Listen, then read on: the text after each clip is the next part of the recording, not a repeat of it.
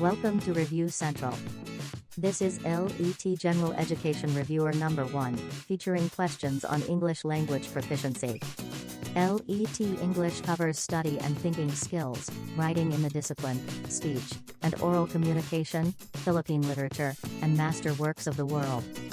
This reviewer is intended for those who are eyeing, or are set to take the Licensure Exam for Teachers or LET. This reviewer is applicable for both elementary and secondary level. There are 10 questions featured on this reviewer. All questions are modeled on actual questions that appeared on previous LET exams.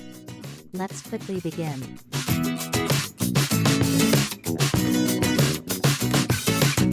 Question number 1. Choose the word or phrase that makes the sentence grammatically or semantically incorrect. Simba and Nala is my favorite characters in The Lion King. A. And. B. Is. C. My favorite. D. The Lion King. E. No error. The correct answer is B. The erroneous word is the word is. It should have been are. The subject, Simba and Nala, is plural, so it requires a plural verb. The correct sentence should be, Simba and Nala are my favorite characters in The Lion King.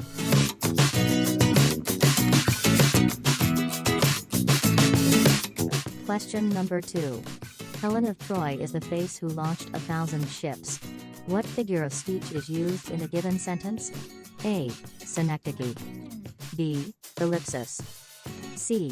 Alliteration. D. Irony.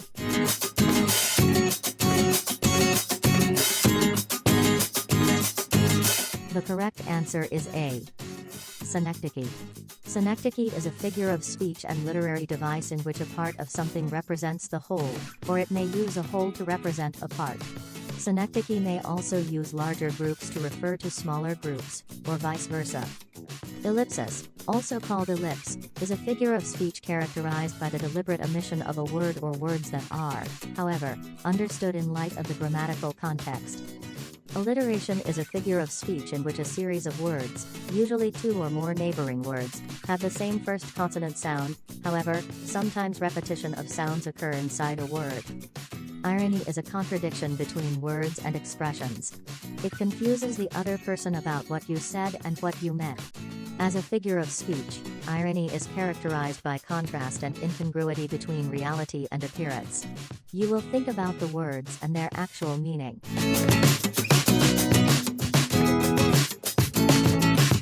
Question number 3. Supply the missing word in the given sentence. The Committee on Ethics blank every Friday. A. Meets. B. Meet. C. Has met. D. Have met.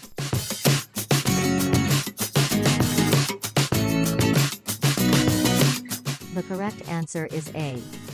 Meets. Committee is singular, so it requires a singular verb, which is meets.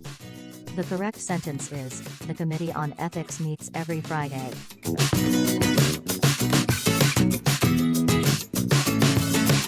Question number 4. Supply the missing word in the given sentence. In 1960, 58% of illiterates blank women. The corresponding figure today is more than 60%. A. Is. B. Are. C. Was. D. Were. The correct answer is D. Were.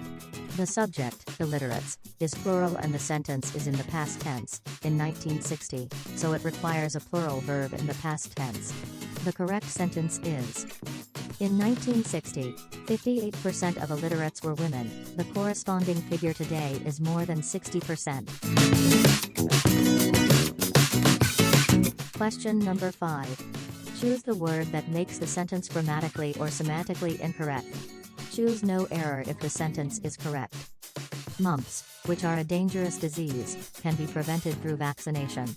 A. Mumps. B. R. C. Disease. D. Vaccination. E. No error. The verb are is erroneous. It should have been is. The subject, mumps, although it is always spelled with an S, is always singular in nature, so it requires a singular verb. The correct sentence should be, mumps, which is a dangerous disease, can be prevented through vaccination.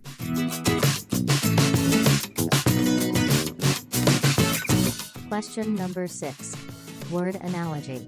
King of beasts is to lion, as king of birds is to, blank. A. Robin. B. Sparrow. C. Eagle. D. Albatross.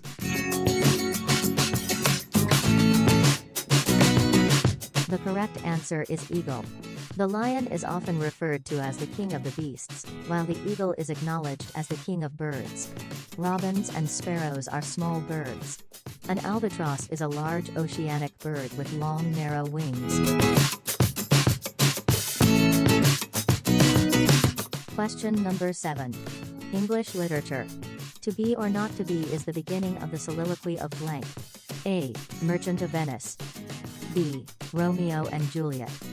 C. Julius Caesar. D. Hamlet.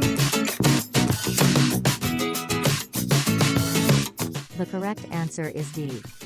Hamlet. Hamlet's soliloquy contains what is probably the most quoted line in all of Shakespeare, to be or not to be. The following are the first few lines comprising the first paragraph or stanza of said soliloquy. To be, or not to be? That is the question, whether 'tis nobler in the mind to suffer the slings and arrows of outrageous fortune, or to take arms against a sea of troubles, and, by opposing, end them.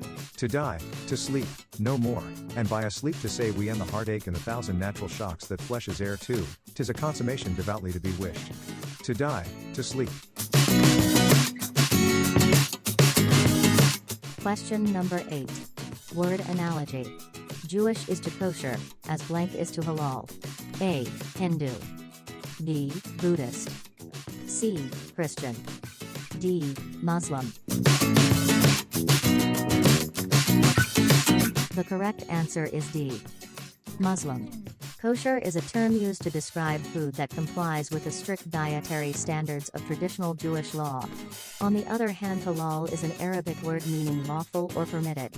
In reference to food, it is the dietary standard, as prescribed in the Quran. Question number 9. English literature. This element of the short story is the combination of all events, which are caused to move because of the conflict. A. Twist. B. Suspense. C. Plot. D. Climax.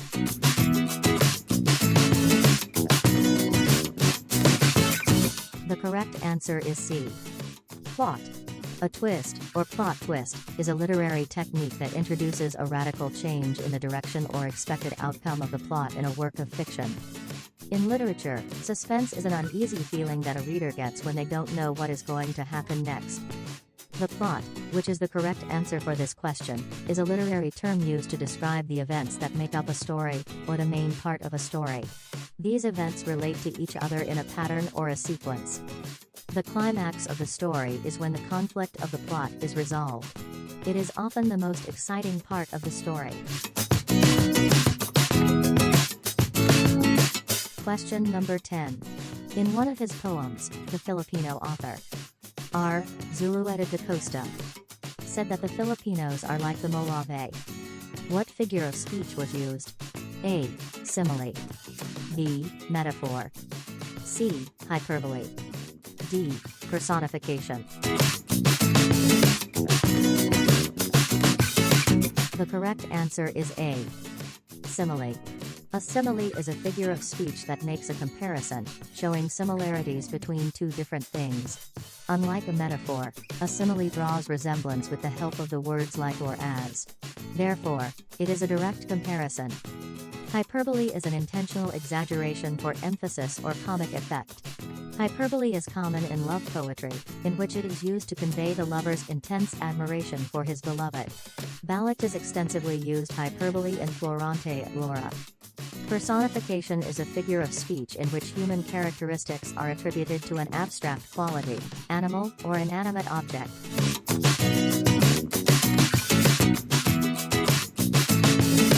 You have just completed LET General Education Reviewer number 1, which featured questions on English. If you wish to watch more LET General Education Reviewers on English, check out our LET English Reviewers playlist. Check out also our other LET playlists for other reviewer topics. If you haven't done so yet, please don't forget to subscribe to Review Central, and click or press the bell button to make sure you get notified whenever we post a new reviewer or other review materials on this channel. Please like if you find this video useful and feel free to share to anyone who may also benefit from it. We wish you all the best on your forthcoming LET, and we look forward to your future distinction as a licensed professional teacher. Mabuhay!